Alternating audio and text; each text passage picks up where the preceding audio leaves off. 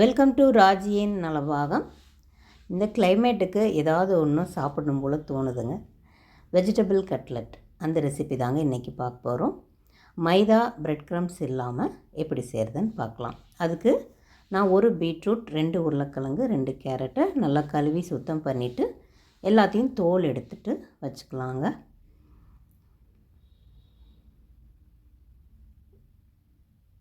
எல்லாத்தையுமே தோல் எடுத்துடலாம்.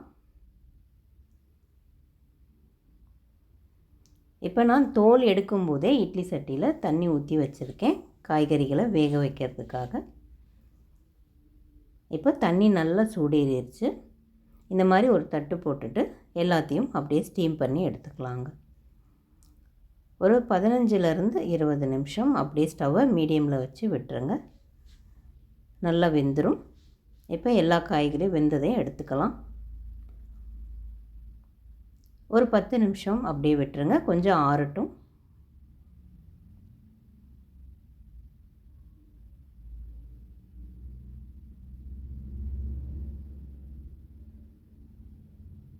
இப்போ இது ஆறிட்டுருக்கட்டுங்க. அதுக்குள்ளே நம்ம வறுத்த வேர்க்கடலை 1 கப்பு நான் எடுத்து வச்சுருக்கேன். அதை நல்லா நைஸாக அரைச்சி எடுத்து வச்சுக்கலாங்க. நல்லா கம்ப்ளீட்டாக ஏற்கனவே வறுத்தது, அதில் கொஞ்சம் சால்ட்டும் இருக்கும். சால்ட் இல்லாதது, சால்ட் இருக்கிறது அப்படி இருக்கும். நீங்கள் சால்ட் இல்லாததை கூட வாங்கிக்கோங்க. இப்போ இந்த மாதிரி பெரிய ஹோல் உள்ளதில் எல்லா காய்கறிகளையும், வெந்த காய்கறிகளை நம்ம சீச்சு எடுத்து வச்சுக்கலாம்.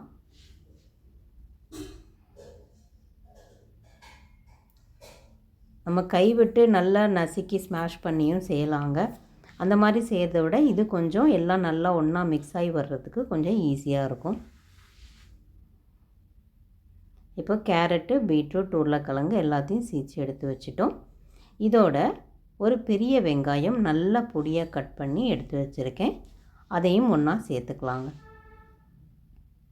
இப்போ இதுக்கு தேவையான அளவு உப்பு, மிளகுத்தூள் ஒரு 1/4 டீஸ்பூன் சேர்க்குறேன். இது கொஞ்சம் ஃப்ளேவருக்காக.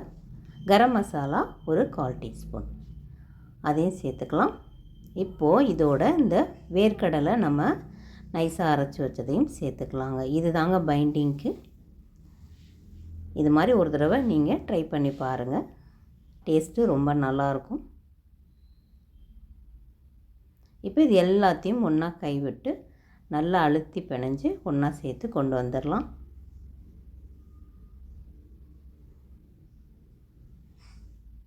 இப்போ லேசாக கையில் எண்ணெய் தடவிக்கங்க. இப்போ தேவையான அளவு உருண்டைகள் ஆக்கிக்கலாம்.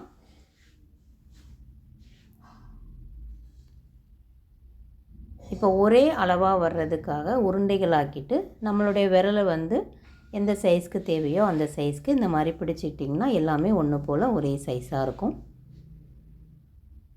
இப்போ இந்த மாதிரி வைக்கும்போது மேலே கீழே எல்லாமே ஈவனாக நல்லா வெந்து வரும். அதுக்காக இப்போ இந்த மாதிரி என்ன ஷேப் வேணுமோ உருட்டிட்டு எடுத்து வச்சுக்கலாங்க எல்லாத்தையும்.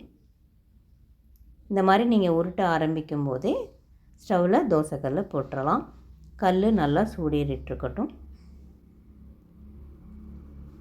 இப்போ எல்லாத்தையும் இந்த மாதிரி இந்த சைஸ்க்கு உருட்டி எடுத்து வச்சிடலாம்.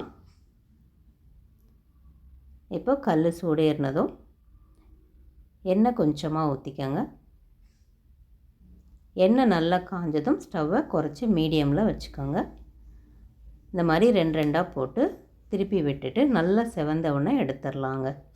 வெஜிடபிள் கட்லெட் ரெடி ஆகிடுச்சு. நீங்களும் வேர்க்கடலை சேர்த்து செஞ்சு பாருங்கள். இதை கட்லெட் நம்ம ப்ரெட்டோடு சேர்த்து கூட சாப்பிடலாம். ஸ்வீட் சட்னி, சாஸு, அந்த மாதிரி எந்த சைட் டிஷ்ஷோடையும் எடுத்துக்கலாங்க. ரொம்ப நல்லாயிருக்கும். கொஞ்சம் டக்குன்னு ஒரு மழை காலம் ஈவினிங் ஸ்நாக்ஸ் போல் அந்த மாதிரி சாப்பிட்ணும் போல் தோணுச்சுன்னா சட்டுன்னு ஒரு 10 நிமிஷத்தில் ரெடி பண்ணிடலாம். நீங்களும் செஞ்சு பாருங்கள். வேறு ரெசிபியோடு அடுத்த வீடியோவில் மீட் பண்ணுறேன். தேங்க்யூ.